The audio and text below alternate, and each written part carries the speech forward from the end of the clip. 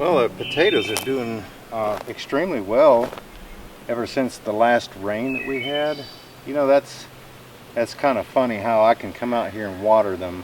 Of course, I think that that's helped to get everything growing the way that it has, but the rainwater, the natural water itself, just does such a much better job, and I guess that's because it basically soaks everything.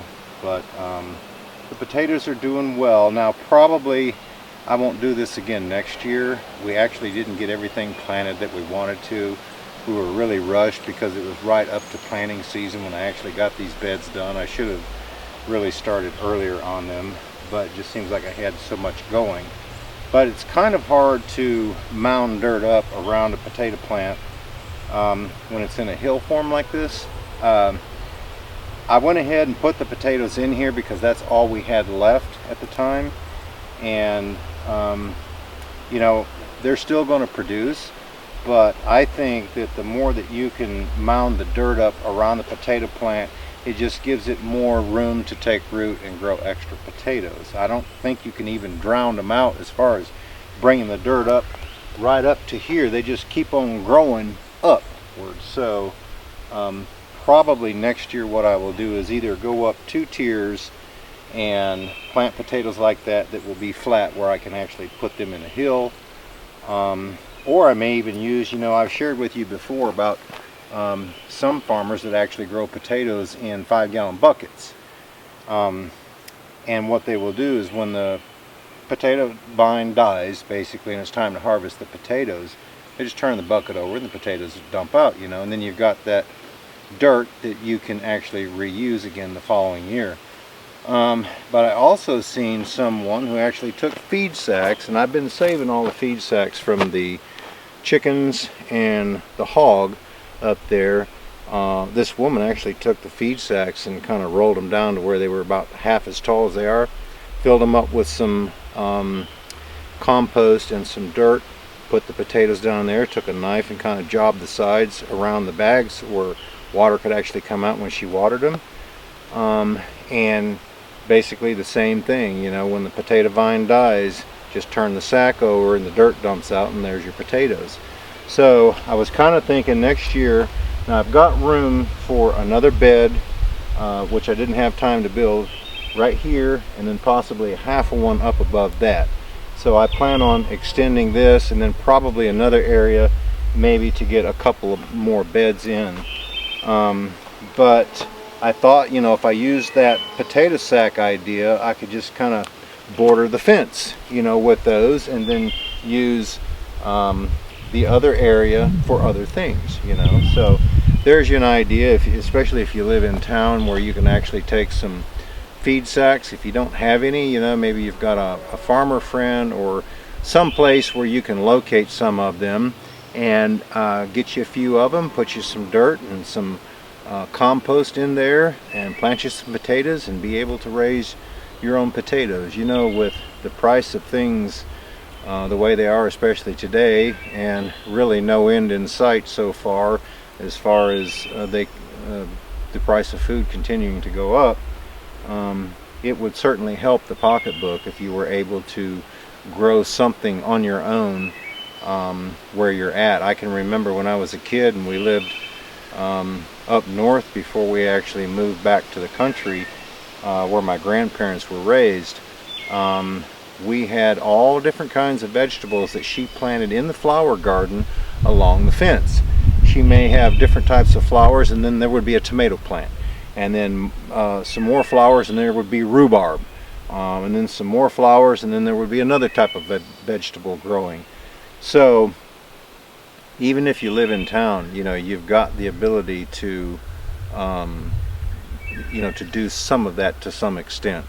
I even know people, you know, in the cities that may have, you know, a small chicken pen out in the backyard. Of course, you know, if you live in a subdivision where, you know, you have to sign a contract where you can only do so much, you know, then you're kind of, you know, at their mercy. But you know, if you're not in a place like that and you're able to get some buckets or feed sacks, or if you've got a flower garden, you know, you can plant herbs and all different types of things in there that will help ease, you know, the pressure that you get when you go grocery shopping, because you know when you walk out of there that you know, used to you go and you spend $100 and you could come home with a 2-week supply. You go and you spend $100 now, it's probably only good for a couple of days. You know, you get a few meats and some vegetables and, you know, some bread and a gallon of milk or something. You're looking at $100, and that's just crazy. But you know, it is what it is, and so any way that you can kind of offset that cost some, I think that you're better off to do so. My beans, you can see that they're doing pretty good. I've got a couple of runners already touching the cane up there, and then I've got some about halfway to the cane, or the top run up there. But you know, we wanted to plant more green beans, but like I said, we kind of ran out of room. So what we decided to do was go ahead and plant what we had, figure out how far that's going to go, and then it might help us to determine excuse me, what we do next year. Just like the hog, we're going to figure out, you know, if the other family members like it, and how far that will go, and then possibly next year, you know, add to that. The same way with the garden, you know, as every day goes by, the family's getting more and more interested in self-sufficient, the ability to be self-sufficient, especially at the prices again. That's what's driving a lot of that. But they're getting more and more involved in like a family or community farm. And so since I have, you know, the acreage to be able to do that, we will probably, like I said, next year we're going to add more areas and be able to grow to be as self-sufficient as possible. So by doing that, we're going to save a lot of money that we can put to other areas. I've got lots of peppers back there. We like canning salsa. Also, anything that I have, I know that some of you may not like it, but like if I cook chili, I add a bunch of red pepper to it. I heat it up good. A lot of the different meals that I cook with, I add peppers to them also. I just love peppers, and I've jokingly said this many times that I think when a virus or some sort of bacteria gets close to me that may be harmful to most people and cause some sort of cold or whatever, because I don't hardly ever get sick. I think when the bacteria, the virus, gets close to me, they can sense all that hotness that I eat, and they're like, no, I don't think so. Next, you know, because, you know, most of your immune system is in your gut anyway. So for that to get unbalanced to where your body is more susceptible to something that's coming along, like I said, I think that they get close to me and they're like, oh no, we couldn't survive there. Sorry, the gnats are just so thick. But anyway, I do like peppers. I like to spice up everything that I eat, and I think, I don't know, but I think maybe that's one reason, because I jokingly say it all the time, that I don't hardly ever get sick. Even when I was driving an ambulance before I retired a couple of years ago, still haven't been sick. So I thank the Lord every day. You know, He's been really good to me. That you know, teaching all the karate classes and driving the ambulance for years, or working in the back with the patients, I should say, driving the ambulance. We generally had, you know, somebody to drive for us, being a paramedic. But you know, I just didn't get sick, so I'm very thankful that I have a really good immune system.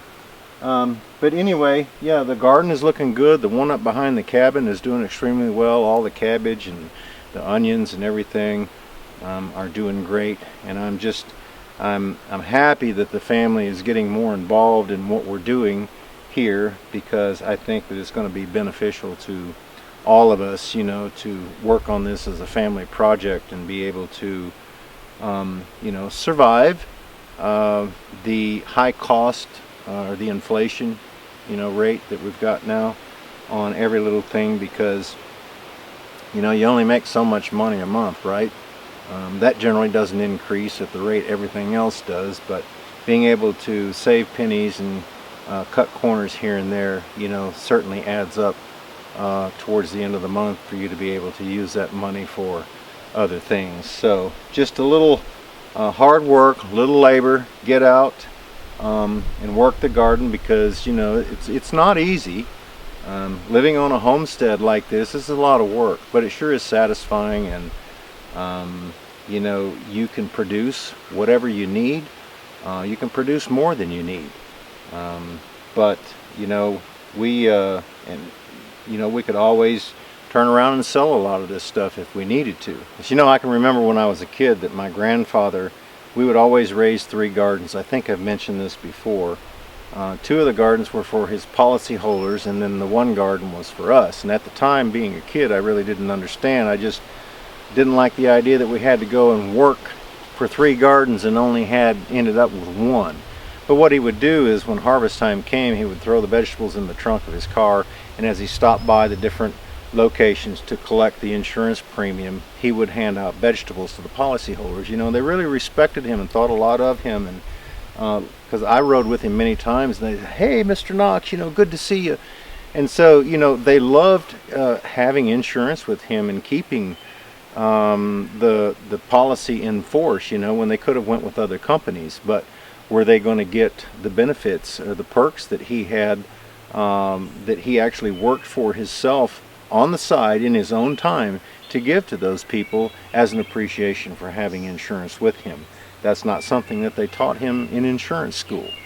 But anyway, you know, he did that because he understood business practices.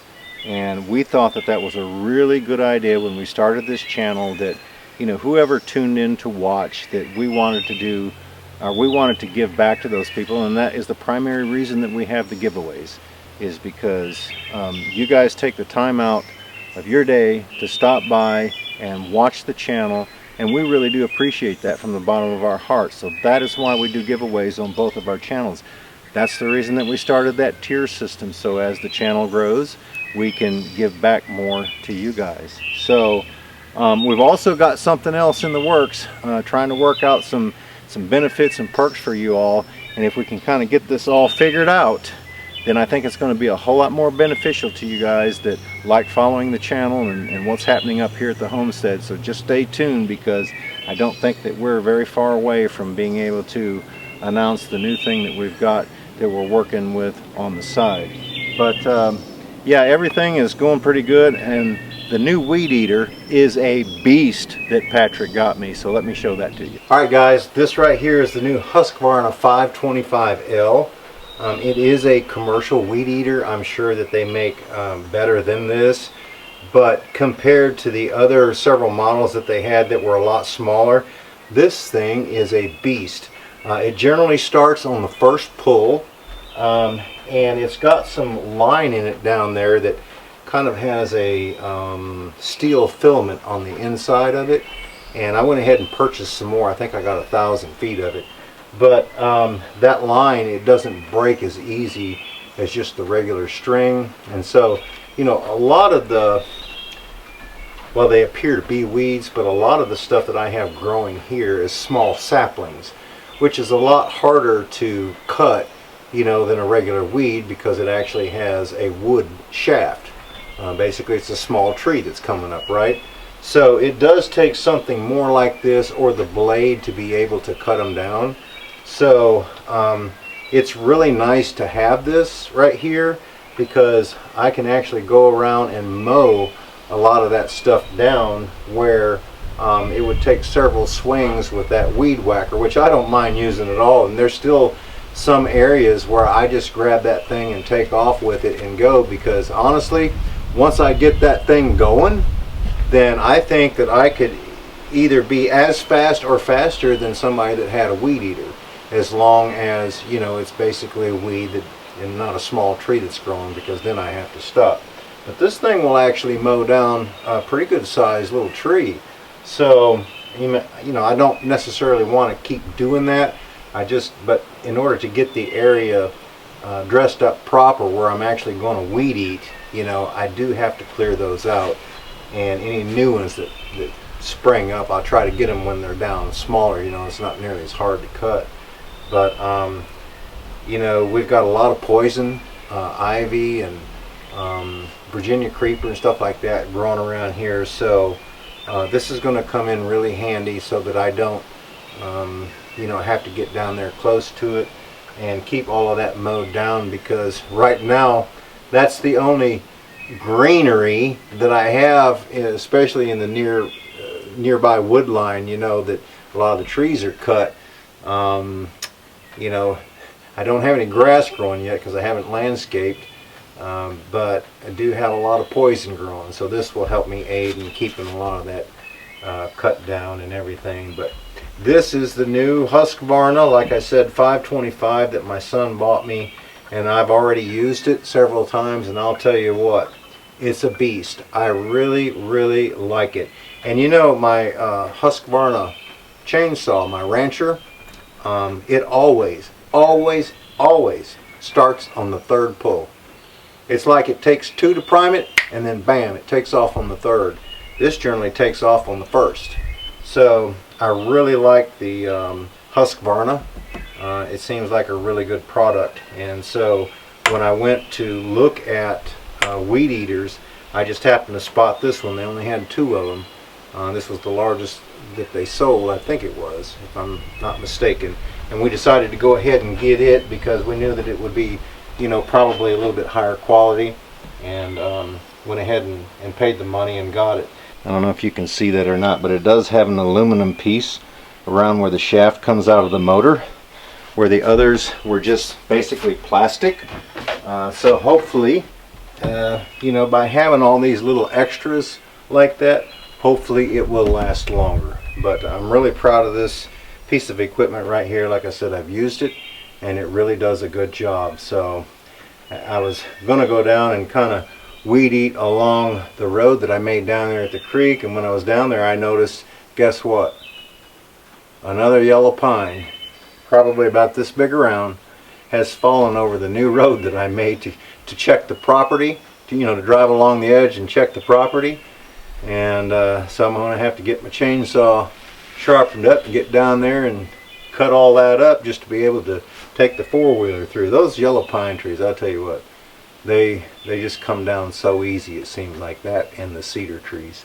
But anyway, since it's fairly large, I think it might make a couple of logs.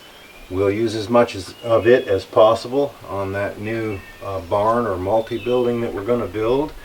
And a lot of the smaller stuff I'll use for beams, even though it may be crooked, because we're learning to build with crooked wood up here. And then a lot of the other stuff, you know, we can use for things like handrails, and just try to use as much stuff as possible. But yeah, this is our new Husqvarna 525L that I can recommend to you because it is a beast of a weed eater, and I think that you would like it as well as I do.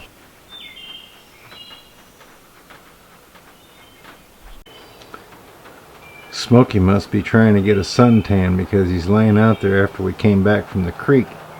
Looks like he's sunning. Well, this right here is not mine. I mean, it is now, but it's not the one that I left the phone company with, because I actually took my belt and hooks. I think that some of that got lost in the divorce. But this is actually a line belt, or a climbing belt, some people may call it. This is what I wore for many, many, many years, especially working up in the mountains here. A bucket truck wouldn't do you any good living up in areas like this, because the cable route was actually pulled in with a mule team, because they used to take the power and of course the phone, you know, since you have joint venture or shared utilities, they would pay so much to mount the cable on the power route, but they would go as straight as the crow flies. That way they didn't have to spend more money following the road, which today they try to avoid that because I think it just costs too much for them to maintain the line. But anyway, my point was that I used to have a lot of carry in where I would either take my hooks or the ladder, because you couldn't get the truck to the area that you needed to be in, because the utility pole was probably you know, 100 yards away or a couple hundred yards away. There was one area that I used to work where the road was built up on the side of the mountain that wound around. There was like 25 families that lived up in there, but the cable was about 200 yards away down in the bottom of the valley, following the valley up. So I would have to park my truck uphill, hike down through the woods down to the cable, either fix the line if it was broken, work on the cable, whatever I needed to do, and then hike back up the mountain to get to my truck, and then go on to the residence, you know, and check it there, and if it was still bad, then drive back, you know, measure it and drive back and try to find the spot and fix it. So I did that all day long, and this was a very valuable piece of equipment. So I made a couple of calls to some friends that still work there, and I told them to go to the storeroom if there was anything used that they couldn't use, if they didn't mind to let me have it, because working on this tower I felt more comfortable actually using a piece of equipment that was designed for that, even though, you know, I didn't mind using that rope that I had used a time or two, but this is going to help out quite a bit on being able to feel more comfortable about being up in the air, which, you know, I'm comfortable up there, but this is just more assurance that because I know that this stuff right here isn't going to break. But they didn't bring me what we called a ditty pouch, which is basically just a green pouch that would hang, that you just put stuff in. So I had this little thing right here. I kind of hooked it on the side to be able to put a few things in there, and then of course your hammer, wrenches, line wrench and stuff like that goes in there. I don't need any hooks.